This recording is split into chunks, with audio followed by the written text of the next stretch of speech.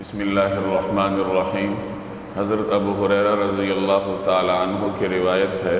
کہ نبی کریم صلی اللہ علیہ وسلم نے ارشاد فرمایا، جس کا مفہوم یہ ہے کہ پیر اور جمعرات کے دن جنت کے دروازے کھول دیے جاتے ہیں اور ہر اس شخص کی مغفرت کر دی جاتی ہے جس نے اللہ کے ساتھ کسی کو شریک نہ ٹھہرایا ہو، سوائے اس شخص کے جس کے دل میں کسی مسلمان کے بارے میں کوئی بغض یا کینہ ہو، تو اس کے بارے میں فرمایا جاتا ہے کہ ان دونوں کو چھوڑ دو یہاں تک کہ یہ آپس میں صلح کر لیں۔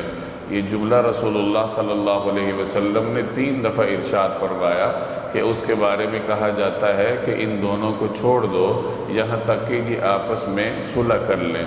یہ صحیح مسلم کی روایت کا مفہوم ہے، جس میں پیر اور جمعرات کے دن کی فضیلت کا بیان ہے کہ یہ دو ایسے مبارک دن ہیں جن میں جنت کے دروازے کھولنے کا حکم ہوتا ہے اور اللہ تبارک و تعالی مسلمانوں کی عمومی مغفرت فرماتے ہیں، سوائے 2 لوگوں کے۔ ایک وہ آدمی جس نے اللہ کے ساتھ کسی کو شریک ٹھہرایا ہو، اور دوسرے نمبر پر وہ آدمی جس کا کسی مسلمان سے کوئی بغض ہو، اختلاف ہو، اس کے دل میں کسی کے بارے میں کینہ ہو۔ ان 2 لوگوں کے سوا اللہ تبارک و تعالی مسلمانوں کی عمومی مغفرت فرماتے ہیں۔ پیر اور جمعرات کے دن کو کئی اعتبار سے فضیلتیں حاصل ہیں۔ پیر کے دن جناب رسول اللہ صلی اللہ علیہ وسلم کی ولادت ہوئی۔ آپ صلی اللہ علیہ وسلم ان دونوں دنوں کا یعنی پیر اور جمعرات کا روزہ رکھا کرتے تھے۔ مختلف روایات سے معلوم ہوتا ہے کہ ان 2 دنوں میں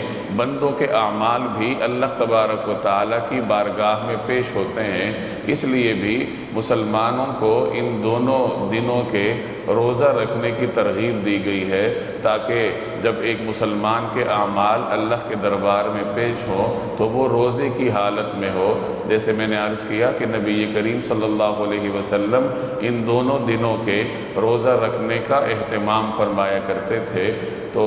ہمیں بھی کوشش کرنی چاہیے کہ اگر توفیق ہو تو ان دونوں دنوں کے روزہ رکھنے کا اہتمام کرنا چاہیے۔ اور اس کے علاوہ ان دونوں دنوں میں چونکہ اللہ تبارک و تعالیٰ کی جانب سے عمومی مغفرت ہوتی ہے، تو انسان دعا کا اہتمام کرے تاکہ ہمارا نام بھی ان خوش نصیب لوگوں میں درج ہو جائے جن کی اللہ تبارک و تعالیٰ مغفرت فرماتے ہیں۔ اسی طریقے سے